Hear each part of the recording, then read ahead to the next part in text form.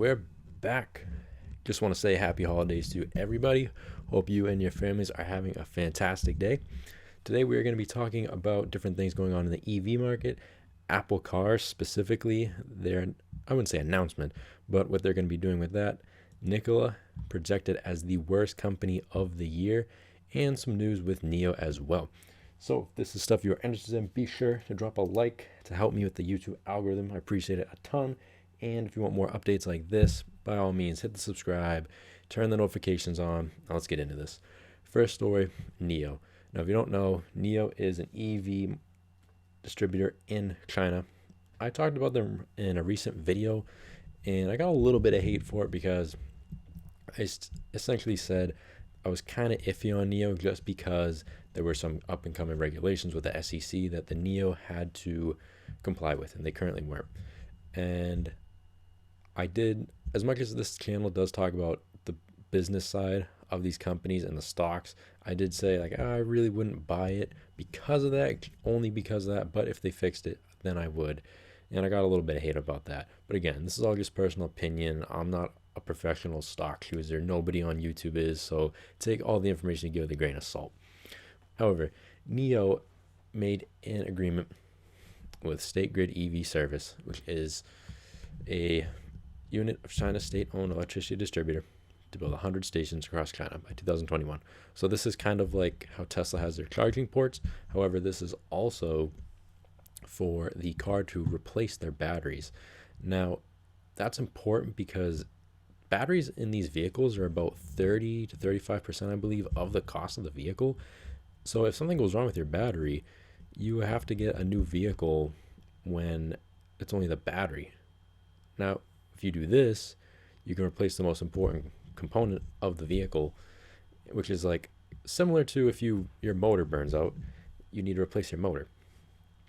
A big reason for this, China's government, again, another thing I talked about in a recent video, is they're trying to be driven by non-fossil fuels. And 1 in 5 vehicles by 2025. They're trying to be the leader in the EV market. They want to cut back on their emissions. China's very known for having disgusting polluted air, and this is a big step for them to improve the air quality and quality of life. Now, with this being said, here's a stat I want to give up. The battery, most valuable component, makes up to 30 to 50% of their value of these vehicles, which is absolutely insane. Imagine 50%. If you buy a car for $40,000 and 20,000 of it is just the battery and it goes, you don't want to have to get a whole new vehicle when the most important component can be swapped. And that's what they're trying to do with these charging and swapping stations. So this is a big move for NIO, getting this contract in order to expand their customer base, in order to provide more stability and safety for their customers in the long term. Next up, Nikola, worst company of the year according to Yahoo Finance's audience. Now, Yahoo Finance, they did a poll with 1,500 responses coming back about Nikola, and was voted the worst company of the year. Now, if you don't know about Nikola, they went public with a SPAC earlier this year, and their main focus was to be an EV and hydrogen-based fuel cell automaker, specifically though in large vehicles like trucks and 18-wheelers, and they really wanted to break into that market. Now, I think they really had something good to begin with. They really did a good job in promoting their initial products. They really looked nice. It was actually like, if I had the money, I would love to have bought the truck that they were showing just because of the aesthetics of it. It really looked beautiful. And they started off strong. They formed an alliance, as we see here, formed an alliance with GM to use GM's fuel cells and build pickup trucks. So they were going to use GM's manufacturing potential to manufacture their own trucks. And with this deal, GM would own about 11% of the company under this deal. Now, later on in the year, they had a very big, I'd say, scandal. A short seller actually gave a little bit of gave a statement, I guess you'd say, essentially saying that a promotion that they had done was false, and it showed the vehicle moving, and this short seller had said that this vehicle is actually on a decline and gravity was just doing its job, right? This vehicle never actually powered itself. And as corny as that is, you would think, well, why would they fake it? And it turns out they kind of did. They gave misleading information essentially. Nikola vehicle was actually rolling down a hill, and in their defense, they said that they had never claimed that the vehicle was powering itself, as we see here. Now that's misleading, obviously, to show a vehicle moving and then to say, once someone calls you out about it, to say, oh, no, no, no, no, gravity, no, no, no, we never actually said it was moving by itself. It just kind of looked like it in the vehicle.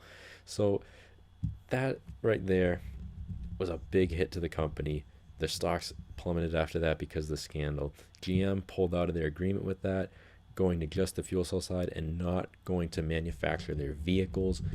And now at this point, they really have nothing to fall back on. Another thing I talked about in the previous video, they just also lost a contract with a large hauling company, trash company, and they were going to produce their vehicles for them, an all EV vehicle, and they ended up losing that contract with them, which was going to be about anywhere from 2,500 to 5,000 units.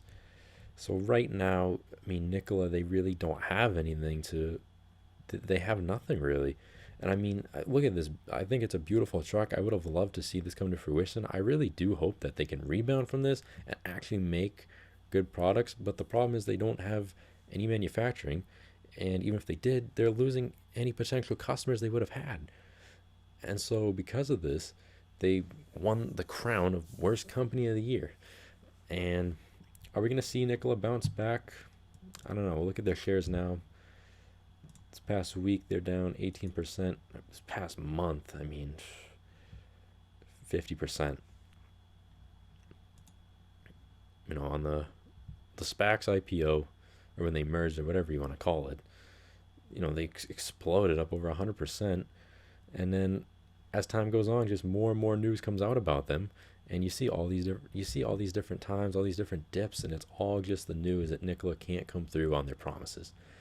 And until Nikola can pull themselves together, I think it's kind of a bust. We'll see though. We'll see what happens for them for 2021. And the final story I want to talk about is the Apple Car, which a lot of people have been talking about recently, and what this means for the EV market. Now, if you don't know, Apple's been rumored that they may be breaking into the automotive industry with their own electric vehicles, targeting 2024. Now, by that time, I think companies like Tesla, NIO, Lucid, who's also becoming a big player, you know, I think those companies are probably going to really dominate the EV market by then. But Apple's such a big name that I think they still have that name brand behind them, potential to break into this market. Now, one of the biggest reasons that Apple would get into this, and I never really thought of it, and they explained in this article a bit, is Apple's subscription-based services. Now, what does that mean? Think of it like Apple Music, and they produce a car that streamlines your Apple Music preferences and your playlist, everything all in one. That's a big selling point for a lot of people to have a vehicle do that. And especially if a vehicle is going to be autonomous and drive itself, Apple has multiple infotainment services that you can enjoy while your car is driving itself. So if these apps integrate it smoothly with their car, I think that could be a very big selling point for people. Because think about it, Mac users, iPhone users, they have all their different information, all their preferences all in this one cloud. And so you bring your vehicle into it, something that brings you all over the place. I think that could really be a great selling point for this Apple vehicle. And we've seen Apple do this type of stuff before, where they make products specifically for their own benefit and to complement other products. You look at their iPhones, when they switched their audio jack, how you couldn't use the regular aux cord anymore. What happened? They come up with the AirPods. You essentially had to use AirPods with the iPhone product because otherwise you couldn't charge it and listen to music at the same time. Now, obviously, the AirPods were going to sell regardless because they are really convenient and nice, but to say that didn't help, to say that didn't boost, is just naive.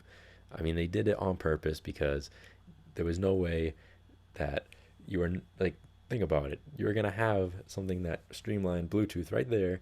And I think we're going to see something similar if they actually do come out with a vehicle. You're going to see that they're going to have different services, different personalizations for you to want to buy this vehicle. So I don't think it's really it's really about performance of the vehicle. I think by 2024, you know, the technology that Apple has and the money and the research that they can do, they'll have top of the line industry standard performance in a vehicle.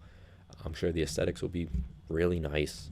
I think really their main focus is how to figure one, autonomous vehicle so it can drive itself, and two, how to get the most out of the personalization and how to get the most out of their subscription services to integrate with this vehicle to really get a big bang for the buck, because at that point you're just making money off of making money. And that's exactly what Apple does. That's their whole business. So that's probably what they're really doing right now. And as we've seen from their previous products, Apple does make good products. Now, whether you like iPhones or not, whether you like MacBooks or not, you can't deny that they are good products. Now, obviously, it's kind of like you hear the Android wars, iPhone wars, right? How Android specs are technically better. But to say that an iPhone is not an aesthetically nice looking piece of technology that does work well, it's just not true, because it does really well. And so if we see Apple break into this market, it actually isn't going to be that big of a boost to their overall bottom line, as a few Goldman Sachs analysts actually looked at. I was going to bring up the article, but it seemed kind of long for just a quick point. Apple's, they're not looking so much for just the vehicle sales. It's like I was saying before, it's the subscription-based services that go along with it. When you pair the two, that's what's going to make it so worthwhile for them. So I'm excited to see if they actually do in the next few years kind of showcase a possible teaser or a model that we can see. And if they really do compete with companies like Tesla, if Tesla's even around by then, companies like NIO, Lucid, if these companies actually do pull out ahead. So this type of stuff is what you want to keep listening to. If this is what you like, by all means, please hit the subscribe, give me a like, help the YouTube algorithm. Let me know what you think in the comments. I'd love to hear feedback from people listening. Thank you.